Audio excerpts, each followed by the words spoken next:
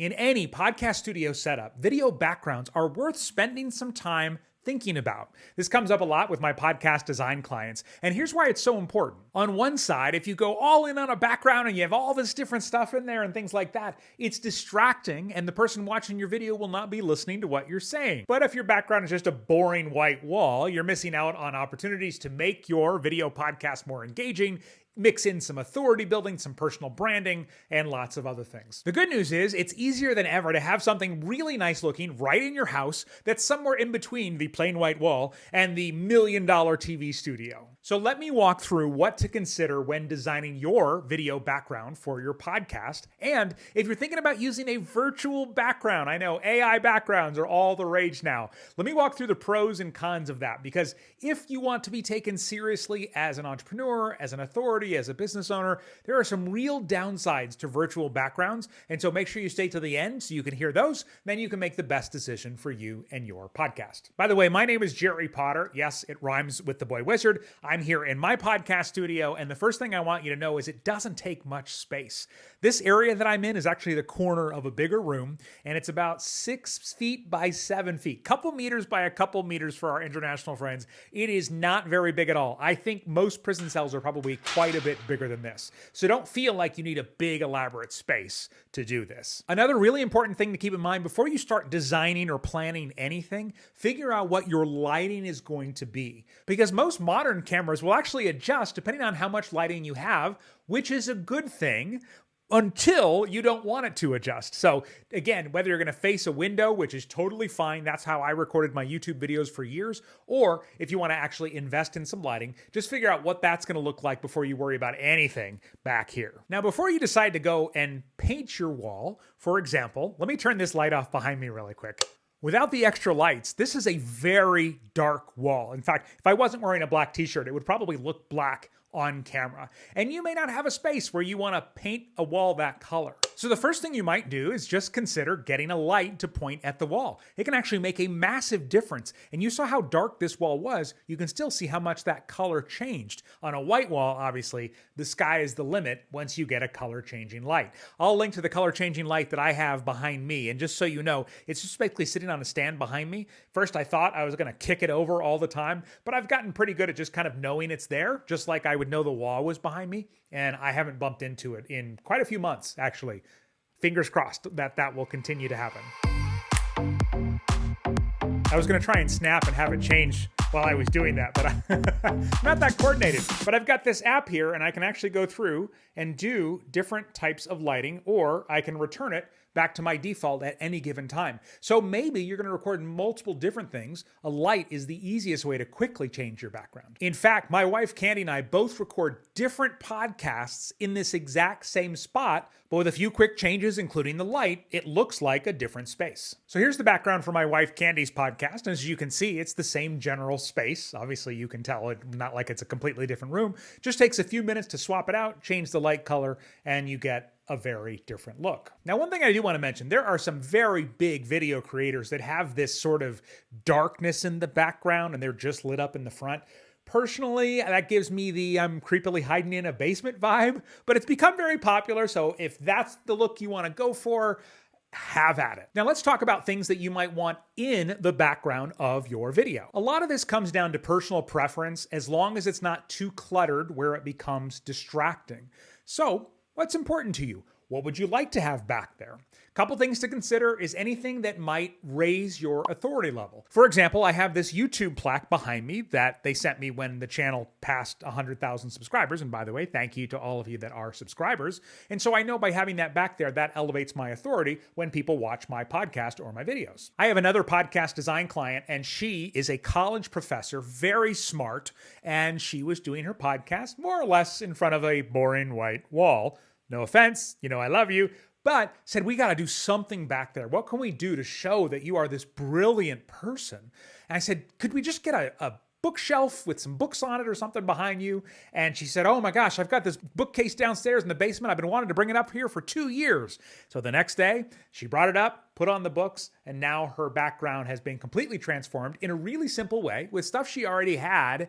and it gives her a whole new level of authority. Second thing to consider putting in your video background is anything that communicates your values or anything that about your business or who you are that people might want to know about you or it might connect with you over. So I actually had this sign printed up here, "We all do better when we all do better." And I'm not shoving it in people's faces, but it's there, and sometimes people ask about it. And I do talk about that in my podcast because my podcast is about helping entrepreneurs help each other out so that we can all do better, because we all do better when we all do better. By the way, if you haven't checked out the podcast, it is here on the YouTube channel. It's called The 6 Ways. You can also search for it in any podcasting app. Another thing I have in my background, and this is super subtle and you wouldn't know it probably unless I told you, but people who do know it do see it and sometimes comment on it, is over here, I have these brightly colored test tubes. So one of the things in entrepreneurship and marketing, which I talk about a lot, is we should look at everything as an experiment. Think about social media. If you tie every social media failure to your self-worth, you are going to be depressed a lot, right? Because we're always trying different things on social media. Sometimes it works really well, and sometimes it falls flat. So we look at everything as an experiment. And so that's there as a reminder for me and people in our community to look at everything as an experiment. Plus, fun colors. And the third thing to put in your background is anything that might reflect who you are, kind of your personal brand, or maybe that just makes you happy, or makes your wife happy, which I'll explain here in just a second. But behind me here, I have this, other side, here we go. Behind me here, I have this on-air light. I worked as a radio personality and programmer for a lot of years, and it's some of the happiest years of my life. Love what I'm doing now even more, but I like to kind of have that there, especially when we do live streams and things of that nature. And then I've got, you may notice, some plants here and there because those make my wife happy. I believe she said, "You look like a sociopath if you don't have plants in your house." Wonderful, wonderful plants that are fake, and I don't ever have to water them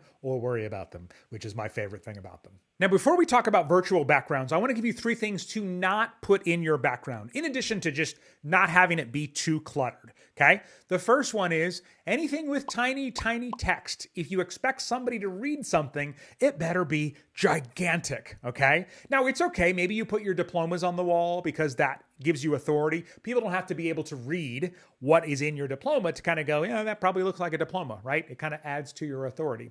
Now, also keep in mind, though, people may be able to read whatever's on the wall. So, you also want to make sure that it's small enough that they can't read it if you don't want people to know where you went to school or anything like that. The second thing not to put in your background is too much text. So what I have right here with this sign and the on-air light, that's about the max. I mean, I have other ones in my office. I just don't have them in the background here. If you fill it up with a bunch of words, people are going to be very distracted. And maybe after a while they get used to it, but for a new person coming in and watching your video or watching your podcast, you really want them to be focused on the things you're saying because that's the thing that's going to draw them in and bring them back for more episodes. They're not going to keep coming back to look at your wall of motivational sayings and things that should be, cross-stitched into a pillow. And the third thing not to have in your background is be careful with anything of reflective glass. So if you want to put something behind you in a frame, some people actually take the glass out if you can do that, or they get a special kind of glass that doesn't necessarily reflect glare, especially if you've got lights up front,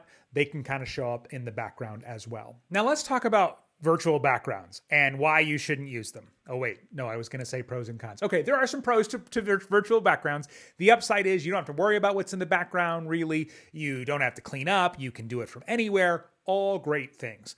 The problem with a virtual background is, there's basically 2 main problems, okay? Number 1, it's distracting. Have you ever been on a Zoom call when somebody's using a virtual background, they talk with their hands or they have long curly hair, and you just keep noticing the pixelation around their head? How distracting is that? When someone is watching your podcast, watching your video, you again want them to be paying attention to what you're doing, not whatever else is going on. And the second reason is, and I think this is really important if you are an entrepreneur, or really just any kind of podcast host, is you want the person to trust you. And virtual backgrounds tend to erode trust. I don't know about you, but I'm always like, well, what are they hiding? What's going on back there?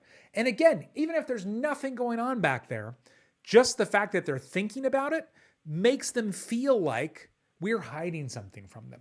And again, it distracts from whatever the person is actually talking about. So don't be one of those people unless you absolutely have to. Full disclosure, I've used virtual backgrounds occasionally when I'm traveling and there's just nothing even decent, not even a decent looking, boring white wall.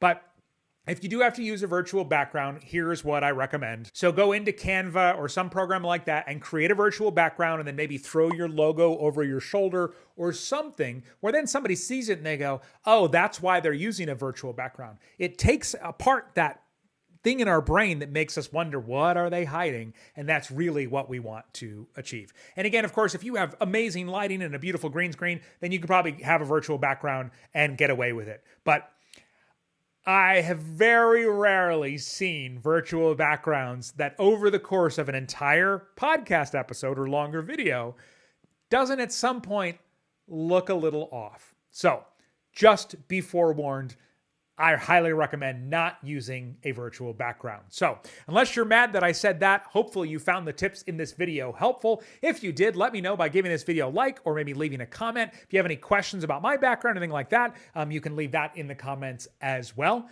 We've linked up to a couple more videos to help you out on the screen right now. So hopefully you can click on one of those and go a little deeper with whatever you're trying to achieve in your business. Thank you so much for watching. You're not only supporting me, but also my two tiny superheroes at home.